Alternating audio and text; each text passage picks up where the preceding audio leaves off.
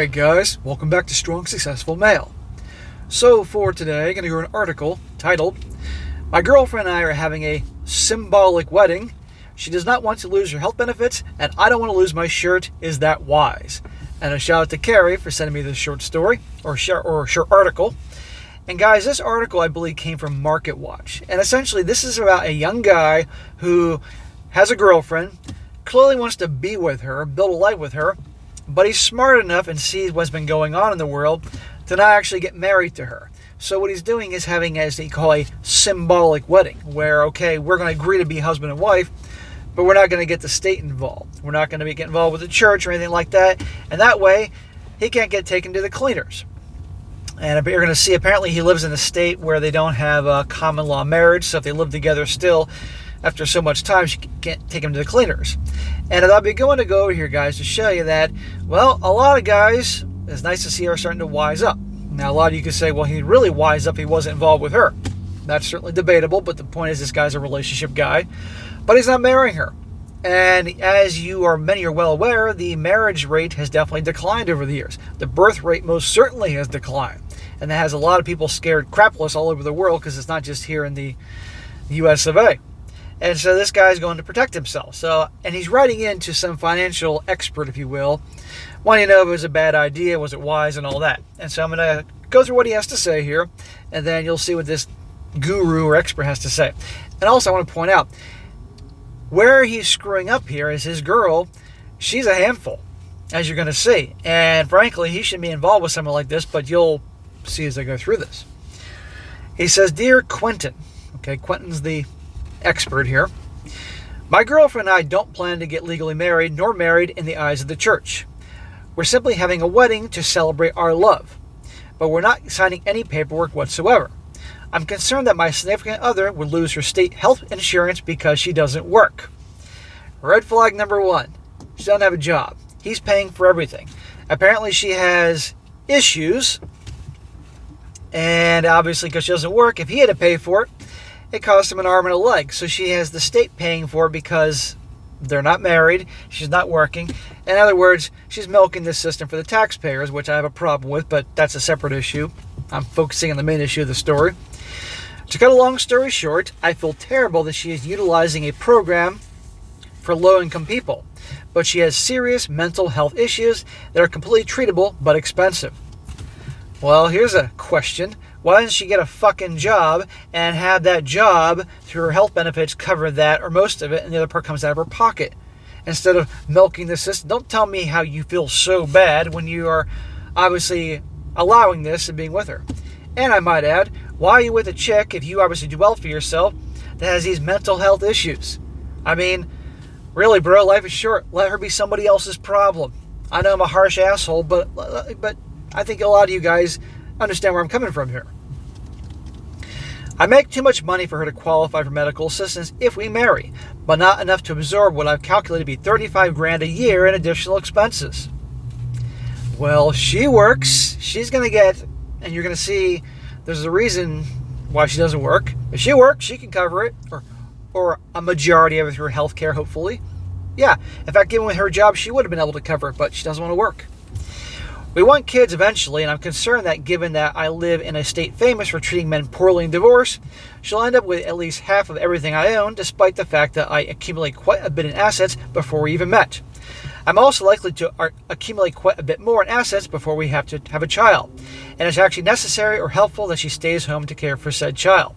So, in other words, we're doing the symbolic wedding because they're doing the symbolic wedding because he's done very well for himself, and he ain't risking it. He said right here, I live in a state that's notorious for sticking it to the guy. We agreed several years ago that it was best that she stop working because she was in an extremely high-stress environment as a pharmacy tech that was exacerbating her mental health issues. Well, isn't that interesting? Around the time she gets with you, that you're doing very well for yourself and have acquired significant net worth, that suddenly she is too stressed out working in her high-stress job in the pharmacy tech industry, and it's exacerbating her mental health, and she can no longer work. What a coincidence in the timing here. I'm sure you guys can pick up on my fucking sarcasm. No, she met, I think she just met this guy and she's like, oh shit, I don't want to work anymore. Now, what is the high stress environment as a pharmacy tech? Sounds to me like she's working at CVS or Walgreens or something equivalent, and she's in the back where you go to get, you go to the doctor and you get a prescription for some antibiotics, and you go to the back of CVS and you hand your thing, and you got the people back there with all the drugs assembling everything. That's what it sounds like she does. And I've seen some articles talking about people that work in that line of work that's high stress. I can imagine, well, you don't want to mess up somebody's prescription, give them the wrong pills, but come on here. But no longer she had a job, and I believe those people that did that job made, I guess, okay income. Correct me if I'm wrong. But now she's no longer working by choice and milking the taxpayers for her $35,000 a year in medicine and all that. You gotta be fucking kidding me. This guy's going along with it? Yeah, I got a problem with that. My fear is that this will be construed as my girlfriend giving up a career to be a homemaker, which is patently false, but could also feasibly be used as a reason for her to believe that she's entitled to my assets or more of my assets. I want to imagine a long, happy life together, but I was raised to expect the best and plan for the worst. Well, good for you. I'm glad they raised you to hope for the best, prepare for the worst. That's a better way to say it. But yeah, you could get taken to the cleaners if you got married and she became stay-at-home. But still, I'm not buying her the timing here of her suddenly not being able to do her job because of her mental health issues. If that job gave her mental health problems, maybe she can do something else. I have this gnawing feeling that I'm setting myself up for disaster. Connecticut is an equitable distribution state. I have already purchased my condo and formed my business, so I expect that they would be exempt from division and divorce. Could she make a claim on my condo and business if we lived together? Sincerely, unmarried man. Now here's when the guru is going to chime in on this whole scenario. He says, Dear unmarried, your symbolic wedding will have more long-term negative implications for your girlfriend. So this guy's thinking about the girl, not him. Shocker. As you say, you have no plans to marry your girl for a variety of legal and financial reasons. Assuming you stick to those plans, she will not benefit from community property or the rise in value of your community property during your cohabiting relationship, given that you're not signing an actual wedding contract. Well, that's the reason this guy's doing it, because he doesn't want to get taken to the cleaners. Some people could say, well, then why are you marrying her anyway? Well, plenty of guys marry anyway, and they get taken to the cleaners no matter how good they are. You have no reason to be concerned about your girlfriend making a claim on your assets because, while Connecticut is an equitable distribution state where assets are divided fairly, it's not always equally in a divorce. Your state does not recognize common law marriage. Aha! I'm surprised that Connecticut does not, the common law marriage. He also says those states are Colorado, Iowa, Kansas, Montana, New Hampshire, Oklahoma, Rhode Island, South Carolina, Texas, Utah, and Washington, D.C. Okay, a little info for you guys. Now let's turn to your soon-to-be non-wife and her own marital and medical predicaments. She is, as you suggest, stuck between the proverbial rock, health benefits, and a hard place, voluntary unemployment. If your wife did get a job with health insurance with the right practical support, she'd be unlikely to face $35,000 of out-of-pocket costs for her mental health services. Right there. She got a fucking job with her levels of skill. She wouldn't have to pay $35,000 a year out of pocket. Gee whiz. Get a fucking job, lady. Insurance claimants are more likely to go out of network for mental health services than other services. But recent analysis shows that while those who seek treatment for depression and or anxiety pay almost double in out-of-pocket costs compared to the enrollees, they still pay $1,500 out of pocket versus $863 for physical illnesses. Federal law protects enrollees who require mental health treatment from being discriminated against. The Paul Wellstone and Pete Domini, I can't pronounce his fucking name, Mental Health Parity and Addition Equity Act of 2008, called MHPAEA, is geared to stop group health plans and health insurance providers that offer mental health and or substance use disorder benefits from leveling more restrictive limitations on those benefits than on medical or surgical treatments. You get all that, guys? While this law does not apply directly to small group health plans, its requirements are applied indirectly in connection with the Affordable Care Act's essential health benefit, according for the Centers for Medicine and Medicaid Services. How insurers manage mental health services can vary, says the Center for American Progress, a leftist center think tank. Insurers often pay providers low payment rates, limiting willingness of an already insufficient workforce to join networks, and impeding compliance with network adequacy standards. Insurers can also set treatment limits to manage care. These plans often do not offer such treatment as a patient or provider may find beneficial or clinically significant. Bear with me, guys. Moreover, insurance companies may require prior authorization or medical necessary forms that can slow or prevent access to care.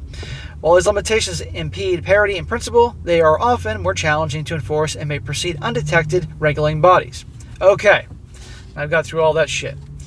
Should you live together and have a family, she would remain financially dependent on you and have no ability to save for retirement. Nor would she be entitled to 50% of your community property in the event that you did actually marry and divorce. If she becomes a stay-at-home mom, she would lose those Social Security contributions and would not benefit from spousal benefits. If you did split up after having a family, you'd be obliged to pay child support. Connecticut follows the income shared model, which means that courts will estimate that amount parents would spend on their kids when both parents and children live together in one household, according to Maya Murphy, a Connecticut and New York-based attorney. Connecticut does not, in theory, treat men differently than women in divorce, but that is, of course, a moot point. Well, anyhow, the whole point of this whole thing he's going into is that, yeah, if you go into this as is, and she's not working and dependent on you, but she's your girlfriend, and there's no common law marriage laws in Connecticut, if that's still the case, according to this it is, because this is a recent article, yeah, she's in deep shit. And so he's obviously writing this to respond and protect her.